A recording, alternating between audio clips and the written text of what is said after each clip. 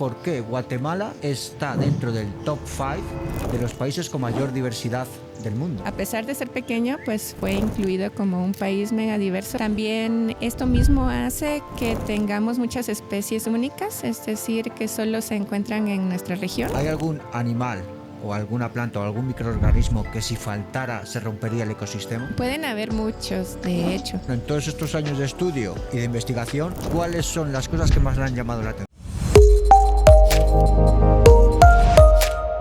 Guatemala, un país que a simple vista puede parecer uno más en el mapa, pero que esconde algo difícil de comprender hasta que lo ves con tus propios ojos. Un territorio 5 veces más pequeño que España y sin embargo capaz de concentrar una de las mayores riquezas naturales del planeta. Selvas que respiran vida, volcanes que no solo destruyen, sino que crean, ecosistemas donde cada especie, visible o invisible, cumple una función que sostiene el equilibrio de todo. Pero hay algo que no se ve, una red silenciosa, un sistema perfectamente conectado donde plantas, animales e incluso los elementos más pequeños dependen unos de otros para sobrevivir. Y cuando una pieza desaparece, todo empieza a cambiar. Hoy vamos a adentrarnos en esa red. Vamos a entender por qué Guatemala es considerado uno de los grandes puntos calientes de biodiversidad del mundo. ¿Qué hace que en un espacio tan reducido conviva tantos ecosistemas distintos y cómo factores como su geografía, su clima y su actividad volcánica han moldeado un entorno único? Y mientras todo esto ocurre, hay una pregunta que sobrevuela cada uno de estos paisajes. ¿Somos capaces de convivir con este entorno sin destruirlo? La agricultura, el crecimiento humano, el cambio climático, todo ello está poniendo a prueba un sistema que lleva miles de años funcionando, y entenderlo es el primer paso para protegerlo. Porque no estamos hablando solo de naturaleza, estamos hablando de nuestro futuro. Y para hablar de todo esto tenemos hoy con nosotros a la doctora Natalia Escobedo, que trabaja en el Centro de Estudios Conservacionistas de la Universidad de San Carlos de Guatemala, donde desarrolla su labor en el ámbito de la investigación y conservación de la biodiversidad. Con ella vamos a profundizar en cómo funcionan realmente estos ecosistemas, qué papel juega la ciencia en su protección y qué podemos hacer desde cualquier parte del mundo para no romper un equilibrio del que todos dependemos. Esto es Fandora y hoy estaremos en uno de los lugares más vivos del planeta.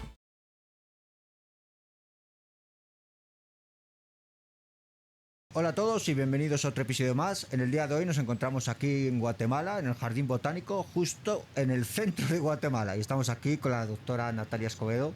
Muchísimas gracias por haber aceptado la invitación. Hola, muchísimas gracias. Es un gusto estar acá y poder compartir con ustedes un poco del trabajo que hacemos. Para nosotros es un verdadero placer. Cuando una persona nunca ha estado en Guatemala, le llama muchísimo la atención por qué Guatemala está dentro del top 5 de los países con mayor diversidad del mundo. ¿Qué tiene Guatemala? Bueno, esa es una muy buena pregunta. Guatemala es un país relativamente pequeño, ¿verdad? Nuestra área geográfica es mucho menor que otros países que también son conocidos por su alta diversidad biológica, como Brasil, por ejemplo, que es muchísimo más grande. Guatemala tiene una fisiografía muy diversa. Somos un país muy diverso en cultura y diverso también en biología, en diversidad biológica. Y esto se da porque tenemos una fisiografía pues muy variada. Tenemos áreas planas y tenemos áreas con muchas montañas, tenemos mucha diferencia altitudinal entre las áreas, todo en un país bastante pequeño. Entonces, a las personas les gusta mucho que en Guatemala se pueden mover y en cosa de unas pocas horas pueden cambiar de lugar, de ecosistema, de área, cambia muchísimo.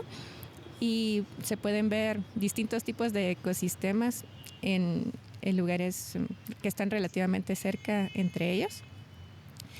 Y bueno, esto da lugar a una gran diversidad biológica también, ¿no? Tenemos una diversidad muy alta en plantas, en animales. Tal vez si vemos el número de especies de plantas que tenemos en Guatemala, no se oiga tanto comparado con Brasil o México, pero si se hace una relación con el área geográfica que tenemos, sí es una diversidad sumamente alta. Entonces, esto ha servido de base para que Guatemala sea reconocido como uno de los países megadiversos, así nos llaman, los que tienen una gran cantidad de diversidad biológica. Los países megadiversos en conjunto contienen la gran mayoría de diversidad biológica del mundo. Y Guatemala, a pesar de ser pequeño, pues fue incluido como un país megadiverso gracias a esta gran riqueza. Y afortunadamente ahora ya estamos comenzando a reconocer un poco más esto y a ser reconocidos también por esta riqueza natural que tenemos. Bueno, para la gente que no conoce y no ubica la extensión de Guatemala, para que nos hagamos una idea, para la audiencia española sería como si juntamos Andalucía y Castilla-La Mancha. O sea, un sitio tan extremadamente pequeño que tenga esta diversidad es algo magnífico. ¿Varía mucho de la zona oeste a la zona este la biodiversidad que se encuentra aquí en este país?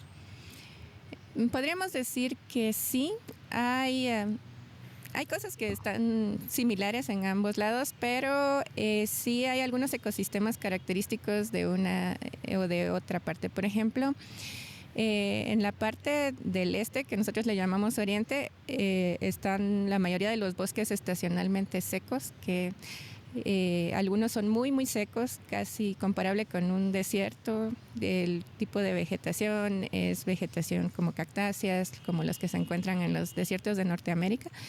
Y en el occidente, o sea, en la parte del oeste, digamos, del país, tendríamos algunos de los ecosistemas de montaña más altos que son clasificados como praderas subalpinas, ¿verdad? Es un ecosistema muy distinto y que no se esperaría encontrar en los trópicos. Es como estar viendo pues un tipo de ecosistema que nos imaginaríamos en Europa, no en el trópico. Entonces son característicos de estas distintas regiones del país, sí.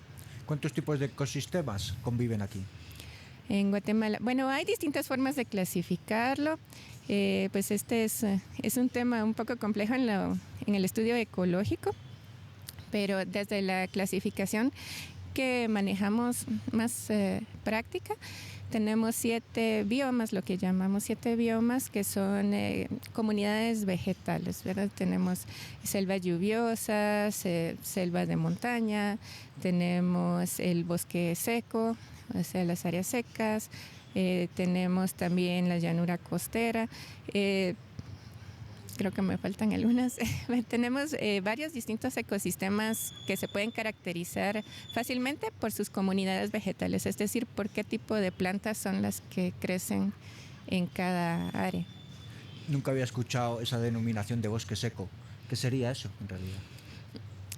Sí, es como un poco como contradictorio o intuitivo, ¿verdad? Sí, bueno, los bosques secos podemos pensar como en los desiertos, ¿verdad? Realmente los desiertos a veces se piensan como lugares muertos, sin vida, y realmente pues muchos tienen mucha vida y tienen vegetación que tiene unas adaptaciones muy extremas para poder sobrevivir en esas condiciones. Y bueno, estos son bosques con bastante poca humedad, con poca lluvia, y la forma en la que están constituidas las comunidades vegetales es principalmente por plantas que soportan mucha sequía, ¿ven? Como por ejemplo las cactáceas. Y hay algunos bosques secos que no son pues tan desérticos como los podríamos pensar, pero son secos estacionales, es decir, que durante la temporada seca vemos como que los árboles no tienen hojas, se ve todo muy seco, valga la redundancia, pero después de la temporada de lluvias todo reverdece, todo florece, aunque es una época relativamente corta del año en que lo vemos así. ¿Varía mucho la diversidad con los países colindantes? Compartimos mucho la forma en la que está constituida nuestra biodiversidad con el sur de México y algunos países de Centroamérica, principalmente El Salvador y Honduras. En Nicaragua ya comienza a cambiar un poco. Está claro que está dentro del top mundial de países con mayor diversidad de flora y fauna. ¿Qué hace único a Guatemala si lo comparamos con otros países? Pues lo que nos hace únicos es esto que comentaba, que en nuestro territorio relativamente pequeño tenemos la gran mayoría de distintos tipos de ecosistemas que se pueden encontrar en el mundo. También esto mismo hace que tengamos muchas especies únicas, es decir, que solo se encuentran en nuestra región, algunas en nuestro país, otras las compartimos con México, otros países, pero a nivel regional son especies únicas que solo se encuentran en esta parte del mundo. Entonces, pues eso nos hace especiales, ¿verdad? Hay cosas que solo las van a ver acá. ¿Es el único país que tiene un volcán activo en la zona? No, en toda la parte que compartimos la cadena volcánica que tiene el origen en el Océano Pacífico, lo que se llama la Sierra Madre, hay algunos otros volcanes. Sin embargo, Guatemala sí tiene una densidad muy alta de volcanes y pues el que haya 2 volcanes regularmente activos en una área geográfica bastante pequeña, pues sí es muy poco común también que se puedan ver también, que se puedan ver de cerca, que la actividad sea tan constante. Eso sí es bastante único. Y pues realmente estos volcanes tienen mucho que ver con por qué somos así, ¿verdad? Nuestra fisiografía está en gran medida determinada por esta actividad volcánica. Lo que nos hizo un país tan montañoso es este origen volcánico de nuestras montañas, de las montañas de Occidente, aunque también tenemos otra razón por la cual somos así, y es que somos un país que está donde colindan 2 placas geológicas, y eso también hace que hayan montañas muy altas, no de origen volcánico, sino formadas por este choque de placas, un poco como lo que ocurre en los Himalayas, una cosa similar. Y pues eso es lo que hace que tengamos estas diferencias altitudinales tan grandes y pues esta diversidad de ecosistemas que viene con estos cambios. Pero sí, definitivamente el que los volcanes estén activos pues tiene efectos a nivel local, ¿verdad? En la vegetación del volcán. Pero ellos son parte de toda esta actividad volcánica tan grande que es lo que le da forma a nuestro país. Entonces, luego profundizaremos sí. un poco más en los volcanes porque me parece súper interesante. Vamos a hablar de la flora y la fauna. Sí. ¿Qué diferencias hay si lo comparamos con otros países? Bueno, nuestra flora y fauna es principalmente tropical.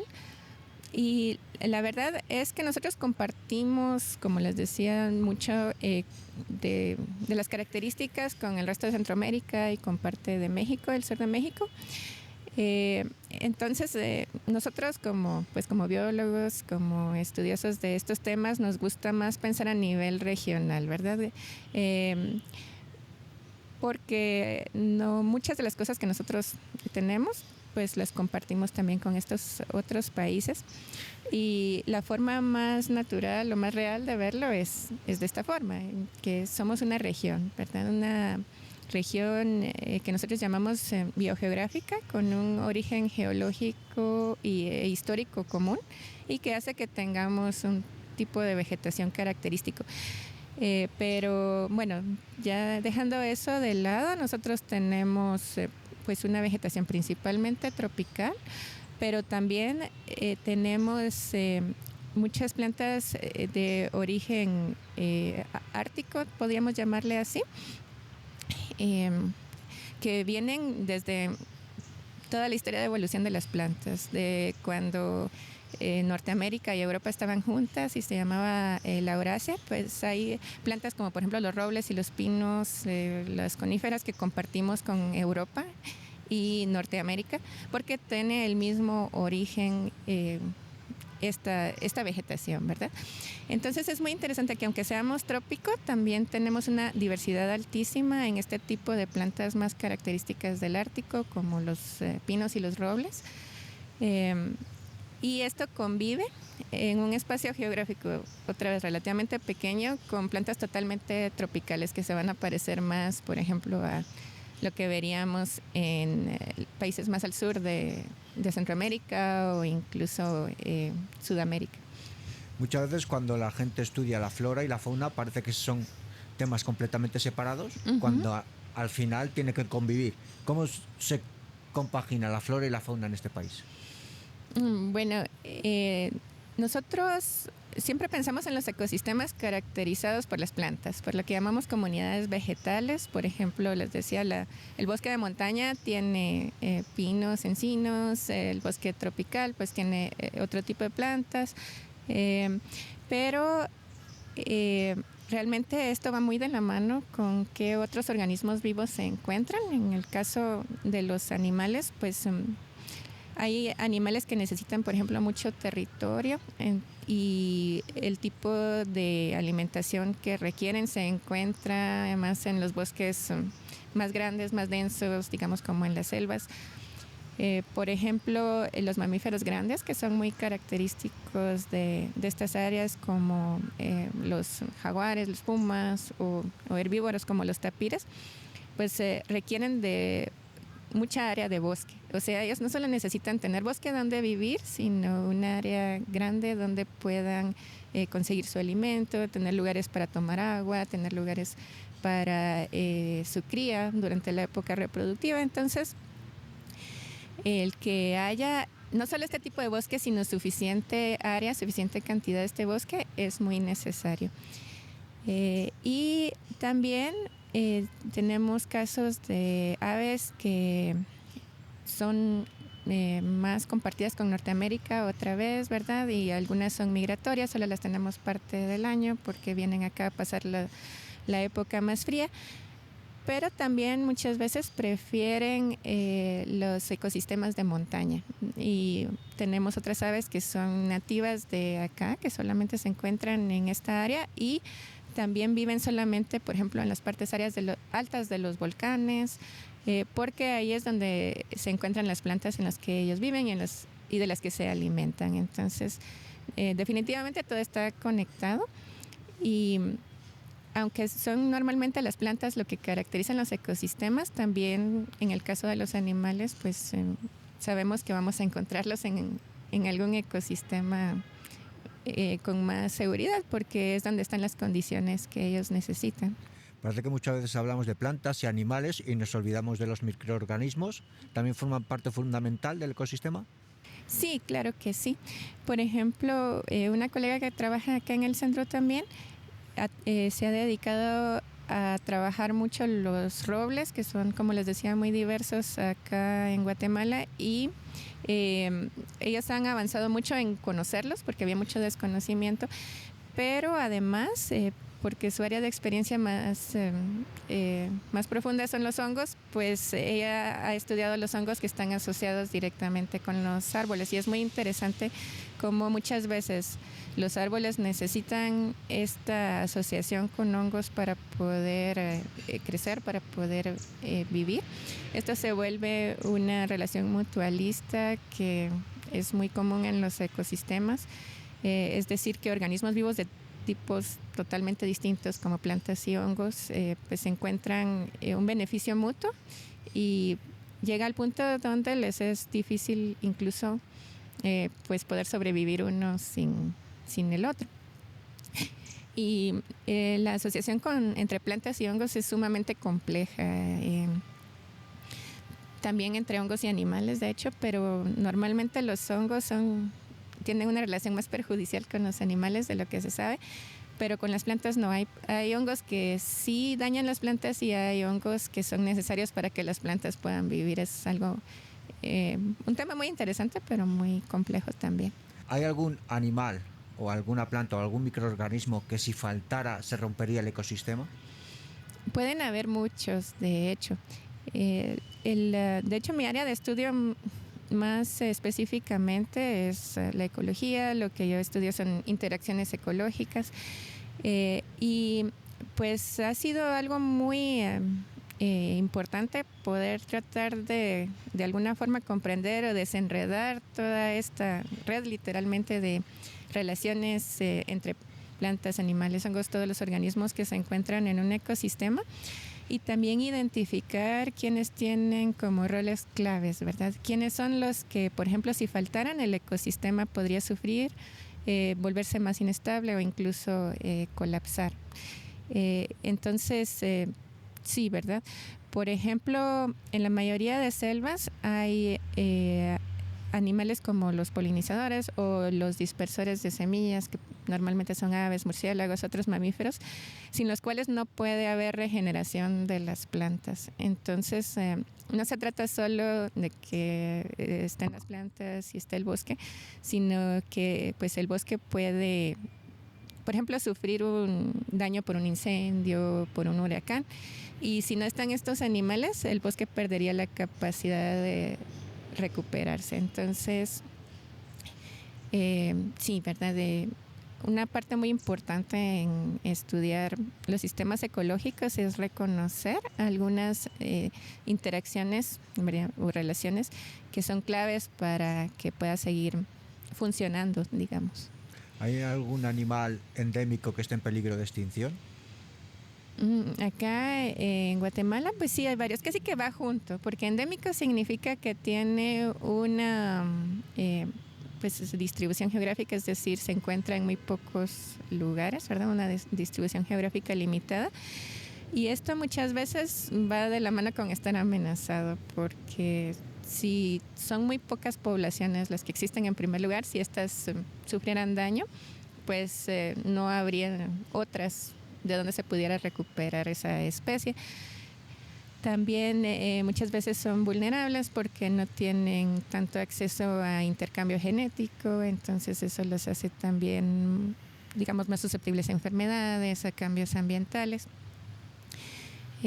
Esto nos pasa mucho, por ejemplo, en los bosques secos de los que hablábamos, ¿verdad? En Guatemala tenemos muchas plantas endémicas de ese sitio y como esa área es bastante limitada geográficamente y solamente allí se encuentra, pues si desaparecen de allí, pues simplemente dejan de existir, ¿verdad? Y estos son ecosistemas muy presionados porque tienen poca protección normalmente, como se ven como lugares secos, no los identificamos como bosques tropicales, algo que se ve atractivo o llamativo, entonces relativamente son poco apreciados y poco protegidos. Sin embargo, es donde encontramos a veces cosas sumamente interesantes desde el punto de vista biológico y algunas veces con potencial también muy grande para beneficio para nosotros mismos, para la humanidad, ¿verdad? A veces en estas plantas desconocidas o animales desconocidos podemos encontrar alguna sustancia que pueda servir para tratar una enfermedad, por ejemplo. Bueno, en todos estos años de estudio y de investigación, ¿cuáles son las cosas que más le han llamado la atención? Usted elija, flora, fauna, usted elige. Bueno, a mí lo que me gusta, lo que me apasiona es realmente tratar de comprender o desenredar un poco cómo es que funcionan los ecosistemas y por lo tanto es la relación entre la flora y la fauna. Algo que a mí me gusta mucho y siempre me ha encantado de mi país y del trabajo que he hecho es conocer estos ecosistemas que normalmente nadie sabría que tenemos en Guatemala, como estos bosques secos que también le llamamos matorral espinoso porque es de plantas espinosas, o los bosques de montaña que son muy únicos también. Tienen estos cambios estacionales tan dramáticos de los que estaba contando, lo cual los hace como que fueran magia, porque un día están secos y se ve como todo vacío y nada más llueve un poco y reverdecen, florecen y son impresionantes.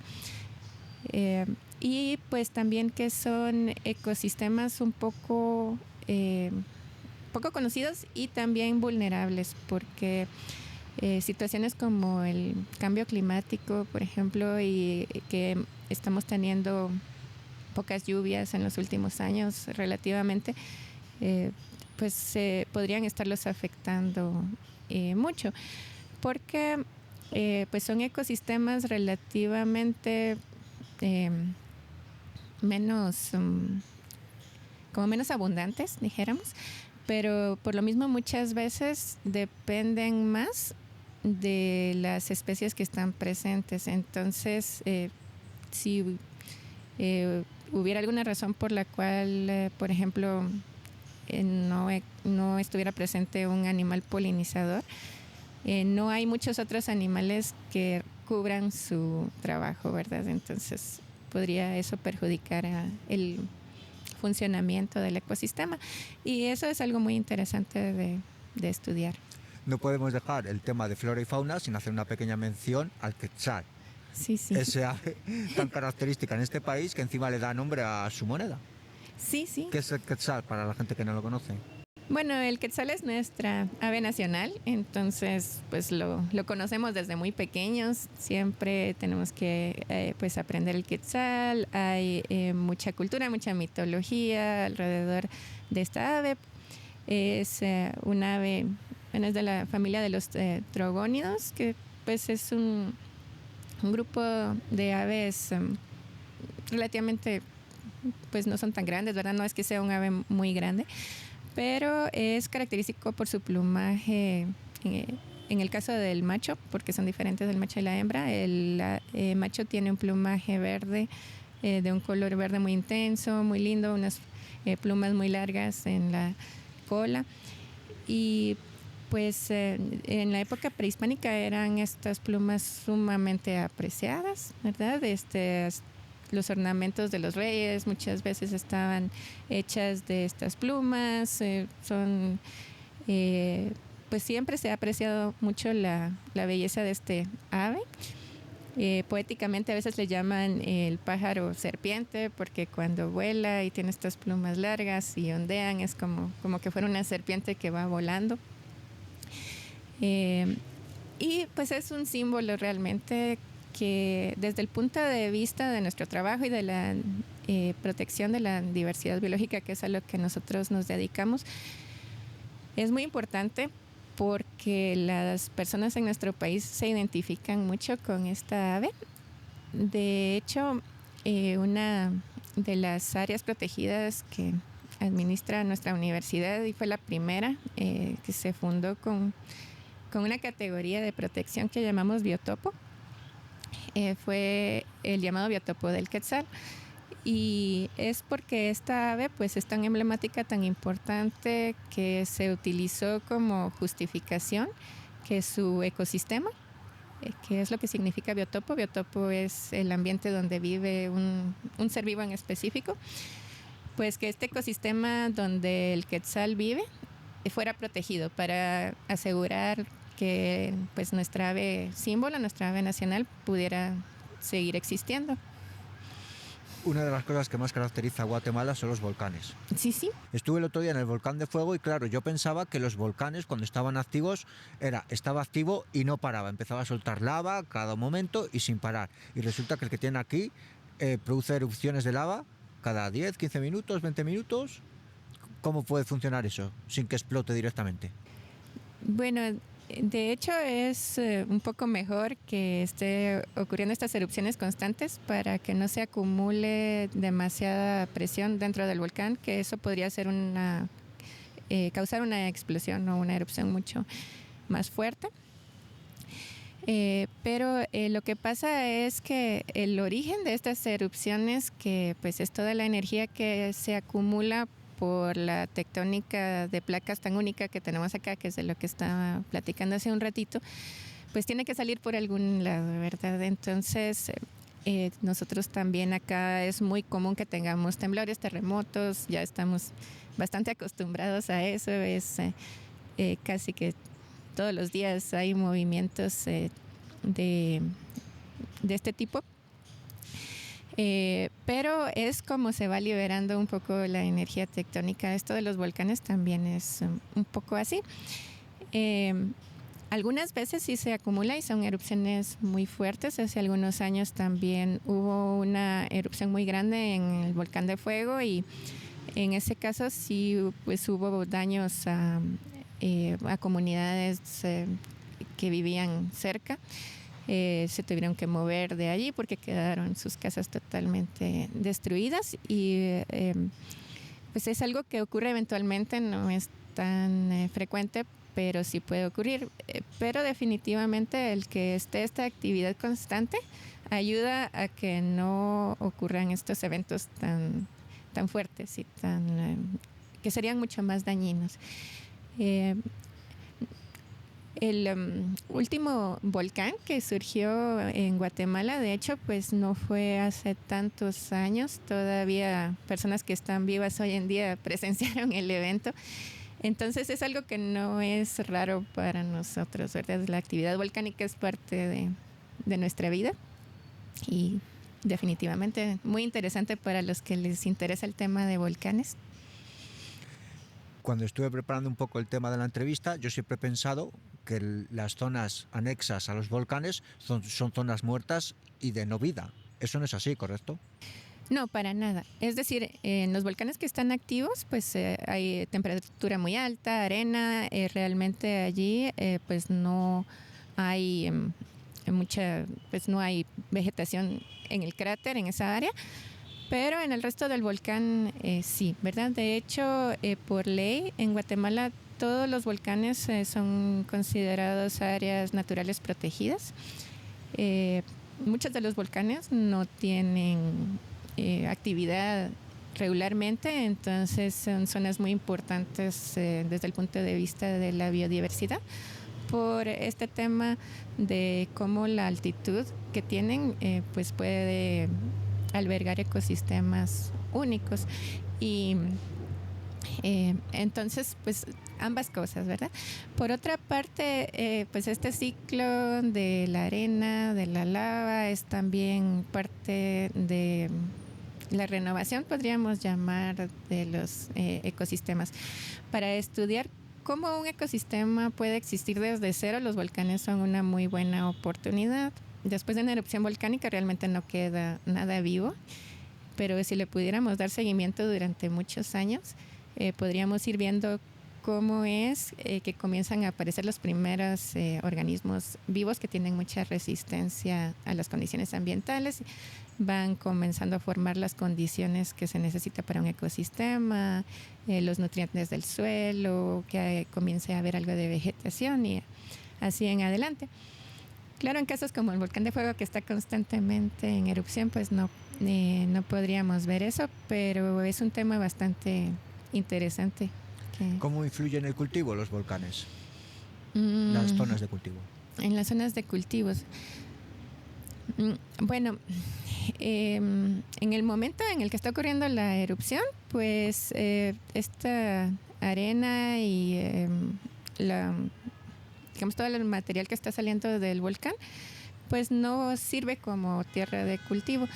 Pero ya a la larga, como tiene muchos minerales, muchos nutrientes, conforme esto se pueda ir incorporando ya a los ciclos que llamamos biogeológicos, donde se incluye la acción de los microorganismos, la materia orgánica, pues sí se vuelven muy nutritivas y por eso muchas de las tierras de lo que llamamos nuestro altiplano, que es la cordillera volcánica, es donde existe más agricultura, es tierra muy fértil.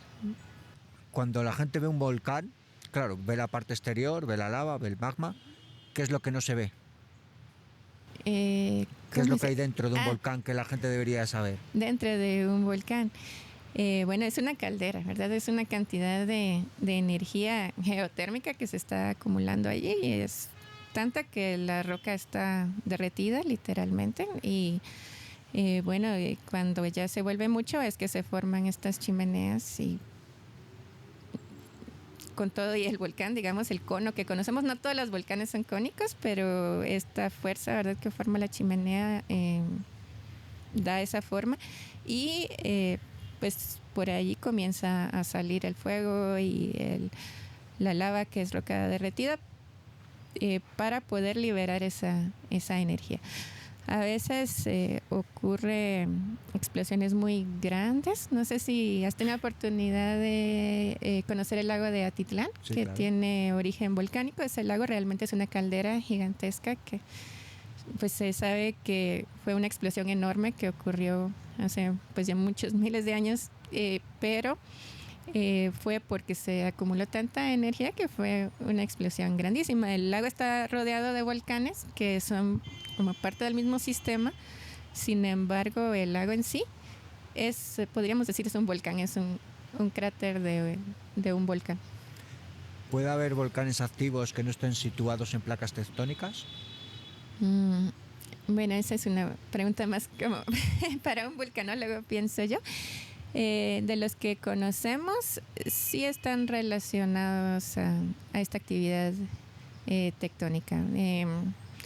Lo mismo pasa en otras zonas, los llamados hotspots de actividad volcánica, como por ejemplo en la Polinesia, ¿verdad? En Hawái, que hay muchísimos volcanes activos también.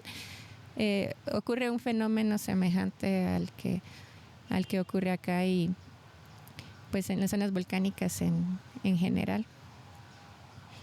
Es una buena pregunta, pero hasta mi conocimiento sí está relacionada con el movimiento tectónico. Como guatemalteca, ¿qué opina de los volcanes? ¿Forma parte de la identidad de su país? Sí, claro, son parte de nuestra identidad, son parte de la imagen que tenemos de nuestro país, del paisaje que nos caracteriza. Nosotros tenemos una conexión bastante grande emocionalmente con este paisaje. Es lo que nos encanta, lo que nos da mucha alegría de nuestro país, de nuestra identidad natural también. Entonces sí, son muy importantes para nosotros. Yo desde mi punto de vista puedo entender ese amor que tiene a los volcanes, pero yo como turista me da miedo. O sea, porque claro, usted ha dicho durante la entrevista que se producen terremotos, movimientos sísmicos, que ustedes los llevan con total naturalidad, pero aquí estamos en Guatemala, que esta es la cuarta ciudad que se creó, ¿no?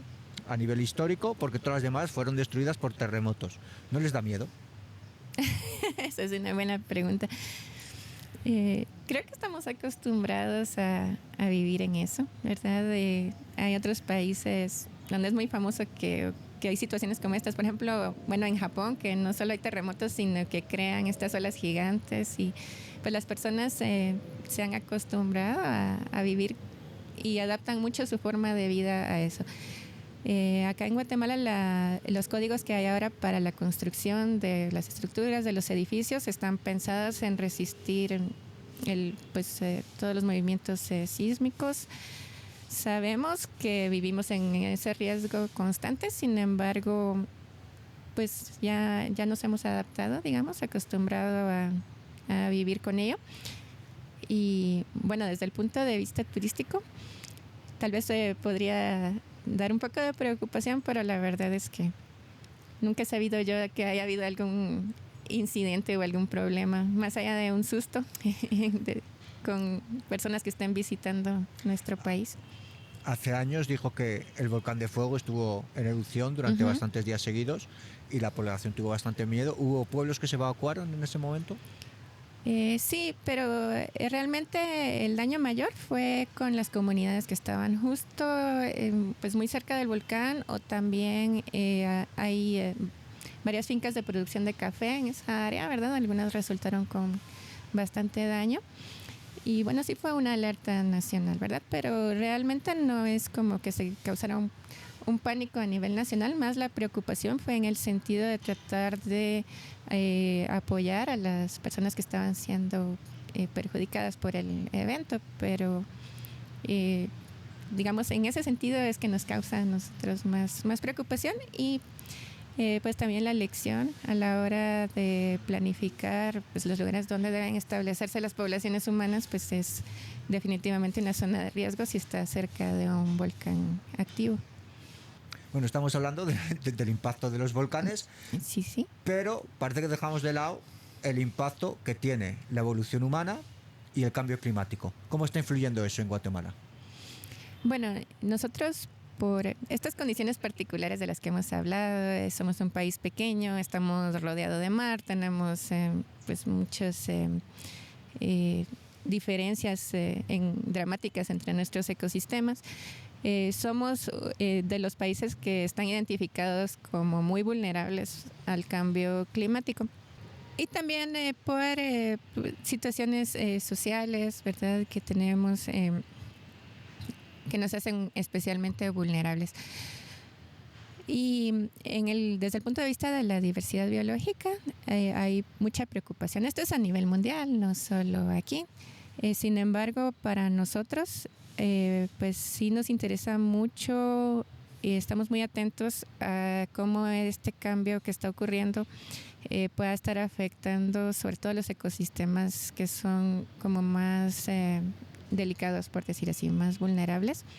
Por ejemplo, los bosques secos de los que hablábamos, pues han mostrado disminución en la cantidad de lluvias, aumento en la temperatura. Entonces, esto puede hacer que pues todo el sistema esté bajo amenaza, porque son ecosistemas muy estacionales, como contábamos, y dependen muchísimo de que llueva, dependen muchísimo de que la temperatura se mantenga en los rangos que han sido normales, ¿verdad?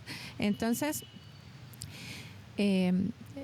por ejemplo, en mi campo de estudio particular, que es con los insectos polinizadores, pues hemos identificado que hay cambios que están ocurriendo, por ejemplo, en la temporalidad en la que están más activas o están el ciclo de vida. No sé si hay mucho ruido. Sí, digamos que estos cambios en la temperatura, en la precipitación, podrían estar desplazando las épocas en las que ocurren los diferentes eventos en el ciclo de vida de los insectos. Ellos pues tienen una época del año donde están más activos que otras, una época donde son adultos y otra época donde son larvas, por ejemplo. Y pues esto podría estar cambiando, ¿verdad? Y como las plantas dependen de ellos para su polinización, entonces no sabemos qué va a pasar si se desincronizan, por decirlo así, ¿verdad? Que la época en la que florecen las plantas no sea la misma que los insectos que las polinizan estén activos. Y pues eso es un tema que hemos estado tratando de estudiar últimamente. Realmente es un poco difícil ver efectos muy evidentes, porque los cambios dramáticos del clima pues han sido principalmente en lo que va de este siglo, y a pesar de que no hay duda que están ocurriendo y es muy dramático, el tiempo desde el punto de vista de lo biológico es corto. Pero esto nos causa alarma porque sí estamos viendo cambios a pesar de que el tiempo sea corto. No, a veces es un poco difícil sacar conclusiones muy seguras, pero estamos viendo cambios que nos llaman bastante la atención y también nos preocupan. Por otra parte, en los últimos años hemos visto, por ejemplo, que se están desplazando en altitud algunas especies de animales. Plantas podría ser también, pero es más fácil verlo en los animales, en los insectos. Es decir, insectos que antes observábamos a cierta altitud, ahorita los estamos encontrando a una altitud mayor, y es porque ellos están buscando un ecosistema con condiciones ambientales más parecidas a las que tenían hace 10 o 20 años, porque pues está cambiando la temperatura en general. Y pues sí lo hemos sentido. Y algo en lo que más hemos sentido es la disminución en la lluvia. Más que en la cantidad de lluvia, en el tiempo del año en el que ocurre la lluvia. En los últimos años hemos tenido a veces lluvias muy fuertes en periodos muy cortos y temporadas muy largas sin que haya nada de lluvia. Y por supuesto esto podría alterar los ciclos de vida tanto de las plantas como de los animales, que durante toda su existencia, durante los años que tardaron en evolucionar y en establecerse en estos territorios, pues ya estaban acostumbrados, ¿verdad?, a tener agua en cierta época, más comida en otra época. Y esto definía mucho, por ejemplo, la época del año en que podían reproducirse. Todo esto podría afectarse porque ahora esperamos que llueva en mayo. Es lo tradicional, digamos, está muy arraigado en nuestra cultura. Pero en los últimos años ha pasado muchas veces que no hay lluvias hasta mucho más adentro del año. O llueve antes de lo que debería llover, entonces las plantas comienzan a germinar y luego deja de llover por muchos meses y entonces ya no tienen agua y comienzan a secarse. Este tipo de cosas pues afectan a la agricultura por una parte, ¿verdad? Entonces tiene efectos económicos, sí, en la economía, pero también en la naturaleza, porque todos estos ciclos que ya estaban establecidos se están alterando. Estamos hablando del impacto de los ecosistemas con el cambio climático. Uh-huh. ¿Y con el impacto humano?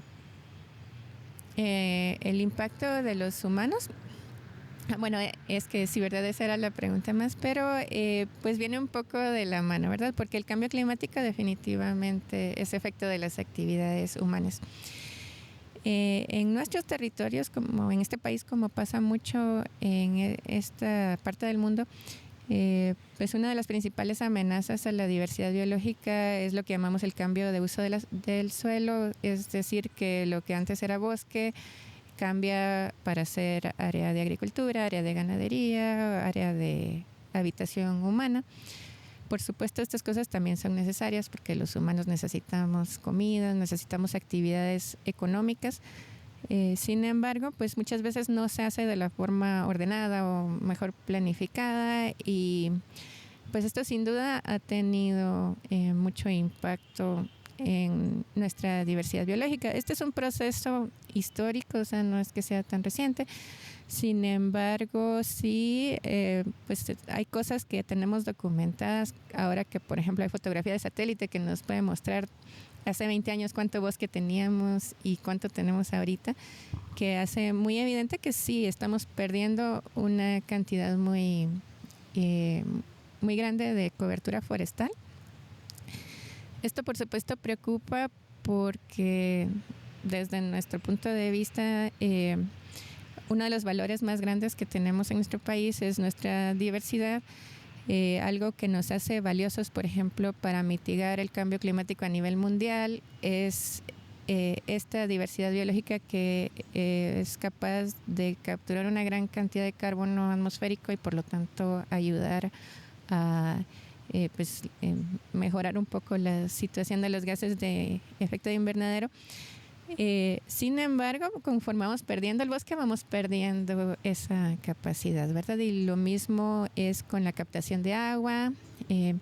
También tenemos áreas que son humedales muy importantes, incluso a nivel regional, y dependen en gran medida en que los bosques estén intactos. Entonces, es un tema complejo porque pues los humanos que habitamos este país pues estamos buscando formas de subsistir, y muchas veces eso significa de alguna forma aprovechar los recursos naturales o aprovechar el territorio. Y a pesar que es un tema complejo, es pues una de las cosas que nos toca estudiar, ¿verdad? Porque ese es nuestro trabajo.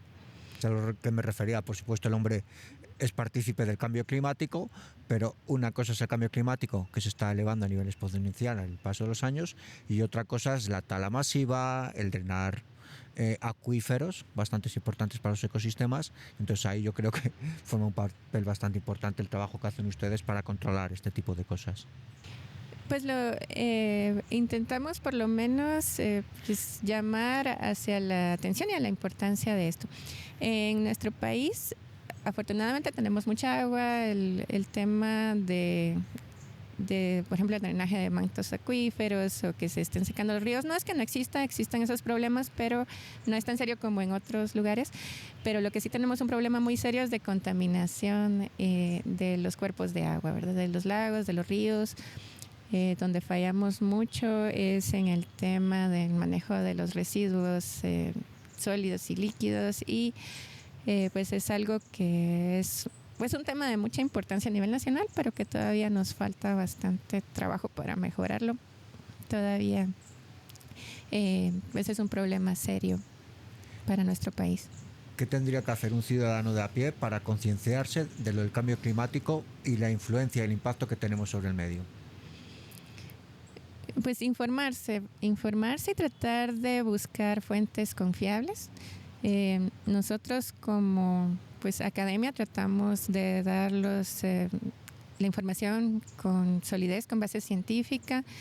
Entonces buscar fuentes de este tipo donde tengan pues la información que se está dando tenga bases sólidas y no tanto pues cosas que solo les convenga a las personas pues crear preocupación o pánico por cualquier razón. Eso sería lo primero, ¿verdad? De informarse. Y al final, este tipo de problemas depende mucho de nuestros tomadores de decisiones, de las personas que están en los puestos dentro del gobierno, dentro del Estado, que pueden tomar decisiones, pero somos los ciudadanos los que los elegimos y los que podemos ejercer la presión hacia esas tomas de decisiones. Entonces es muy bueno, además de estar bien informado, pues manifestarse para hacer notar, hacer sentir la urgencia de los cambios que se requieren hacer para poder mejorar estas situaciones, que tengamos un mejor uso de nuestros recursos naturales y que tengamos un mejor manejo de nuestros desechos sólidos y líquidos para evitar dañar nuestro patrimonio natural y pues ser muy conscientes en el manejo del agua, ¿verdad? Que es un recurso muy vital, tanto en tratar de usarla con mucha conciencia, como también promover todas las buenas prácticas que están relacionadas a los cuerpos de agua que compartimos todos. Por ejemplo, en las áreas habitacionales, asegurarnos que no se vayan los desechos de los drenajes sin tratar a los ríos, que es una fuente muy grande de contaminación del agua en esta área. ¿Qué es el CECON y de qué se encarga? Bueno, CECON son las siglas para Centro de Estudios Conservacionistas y es una organización, pues centro de estudios dentro de la Universidad de San Carlos de Guatemala, que pues es la universidad pública de Guatemala. Esta universidad, además de servir para formar recurso humano, es decir, que las personas estudien sus carreras, pues tiene muchas funciones dentro de nuestro país. Y en el caso de CECON, somos los encargados, podríamos decir, dentro de la universidad de los temas que tienen que ver con la gestión, el manejo de la diversidad biológica. Entonces, pues el centro fue fundado ya hace 45 años con el objetivo de documentar la diversidad biológica de Guatemala y de promover cuáles serían las mejores formas de conservar nuestra diversidad biológica, siempre con bases científicas, con base a la investigación. También CECON tiene la función de administrar el sistema universitario de áreas protegidas. Nuestra universidad es una de las pocas en el mundo, de hecho, que tiene a su cargo varias áreas naturales protegidas. Pues es un trabajo muy importante, ¿verdad? Tenemos una área bastante grande del territorio nacional, cerca del 1%, se oye poquito, pero pensando en área del territorio, a nuestro cargo. Y son territorios, son áreas que están destinadas a conservación biológica y a investigación sobre la diversidad biológica. Entonces, pues es un valor bastante grande que tenemos y del que somos responsables. Y CECON también es, podríamos decir, el referente académico en cuanto a los temas de diversidad biológica. Entonces nos toca muchas veces opinar o buscar soluciones a problemas nacionales que tienen que ver con la diversidad biológica o con los recursos naturales.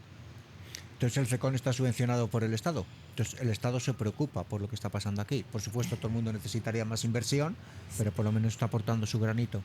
Sí, somos una parte. Digamos, somos el sector de la academia que está encargado de esto. Hay otras entidades nacionales que se dedican a otras áreas. Por ejemplo, Está el Instituto Nacional de Bosques, que es más de la gestión de los bosques en especial.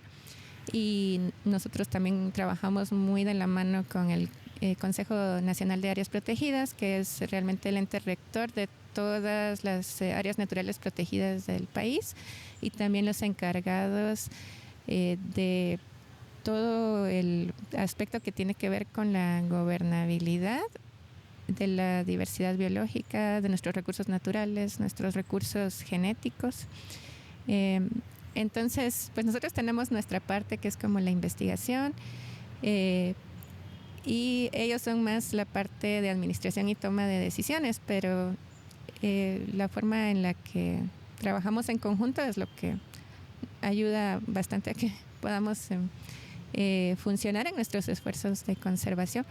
También nos toca trabajar mucho con organizaciones internacionales y nacionales no públicas que se dedican a la conservación, y con otros sectores de la academia. Por ejemplo, nosotros somos como hermanos de origen, digamos, con la Escuela de Biología de nuestra universidad. Muchos somos biólogos y siempre mucho del trabajo para entender y estudiar la diversidad biológica ha sido de la mano con ellos, y así con otras partes dentro de la misma universidad que se dedican a estos temas. Entonces, pues en resumen, somos posiblemente el referente y el que tiene estas funciones y estas responsabilidades. Y posiblemente, para resumir, ¿verdad?, nuestra función principal es investigar y buscar posibles soluciones, posibles modelos para que la conservación biológica sea mejor, funcione mejor en nuestro país. Algo que debieran de conocer de Guatemala las personas que no son de aquí. Hay mucho. Somos pequeños, pero hay mucho que ver. Toda nuestra riqueza cultural es algo que es único. Tenemos en un país pequeño no solo muchos ecosistemas distintos, sino muchas culturas distintas, muchos idiomas. Entonces, poder conocer las tradiciones, la cultura de origen indígena que tenemos acá, ¿verdad?, de todos los pueblos mayas que tenemos dentro de ese sector. También tenemos pues el área del Caribe, que tiene sus propias características culturales muy interesantes. Y desde el punto de vista de la riqueza natural, pues tenemos varias cosas únicas que hay que conocer. Por ejemplo, ya mencionamos todo el área del lago de Atitlán, los volcanes. Para quienes les interesa un turismo más aventurero, pues en la parte del norte del país tenemos la selva maya, y ahí están los monumentos históricos de maya antiguo, y tenemos también la selva, ¿verdad?, donde están muchísimos animales, plantas a los que les gusta ver animales de la selva, las aves. Y a nivel personal, ¿con cuál se quedaría? ¿Dónde estaría yo? Si tuviera que elegir un lugar de acá. Ay, esa es una muy buena pregunta. No sé. Es que como es tan bonito y tan rico todo, elija. Tendría que elegir uno. Posiblemente donde me gustaría más estar, tengo más conexión, es pues el área del altiplano, que incluye pues acá el centro del país, pero también más hacia el occidente, donde es el clima un poco más fresco y donde hay mucha riqueza cultural también. Y pues mi área de trabajo, donde me he especializado, tiene que ver con la relación entre la conservación de las áreas naturales y cómo esto beneficia por medio de la polinización a la agricultura. Esta área del altiplano es una de las áreas más importantes desde el punto de vista agrícola de nuestro país, pero también la forma en la que se practica la cultura con como la mezcla de las prácticas culturales de los pueblos mayas con prácticas más modernas, pues hacen una agricultura bastante única que ha ayudado de hecho a mantener la diversidad biológica en el área, y es a lo que yo me he dedicado más a estudiar, y tal vez por eso tengo una conexión emocional mayor con esta área. Entonces, ¿cómo han influido las culturas mayas dentro del ecosistema aquí?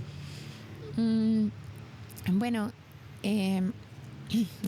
desde el punto de vista de la agricultura, la forma en la que se practica la agricultura, que es una agricultura más diversa, es donde muchas veces se combinan cultivos, donde las parcelas pues a veces están contiguas, pero también son de distintos cultivos, no son monocultivos.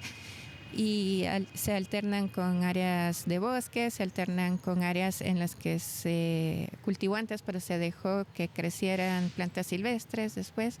Entonces hacen un paisaje agrícola, pero es un paisaje agrícola diverso.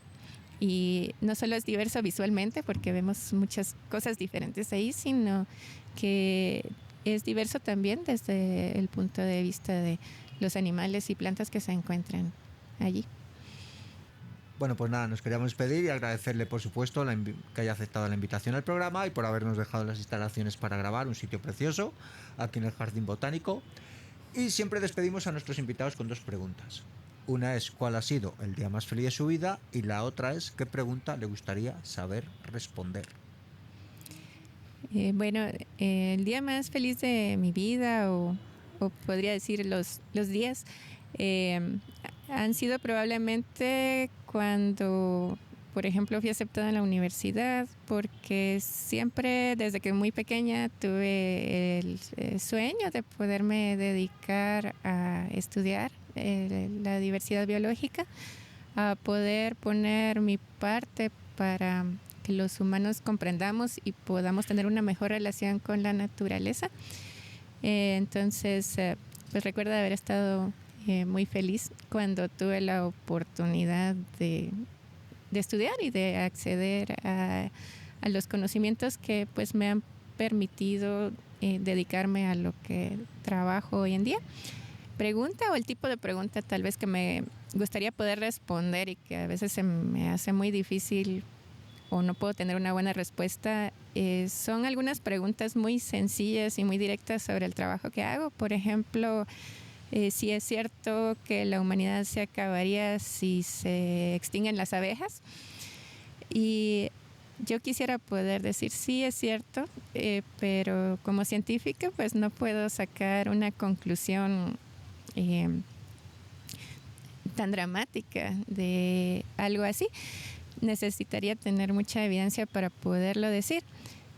Y es una pregunta que pareciera muy sencilla, pero realmente es muy compleja y para la cual normalmente no tengo una respuesta fácil, que es lo que a las personas les gustaría a veces escuchar.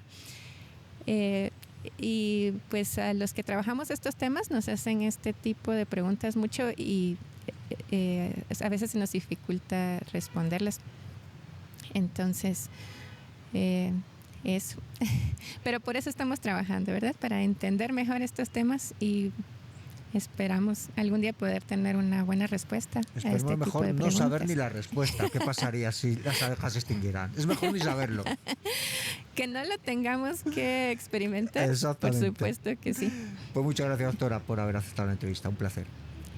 Un placer. Muchas gracias por la invitación.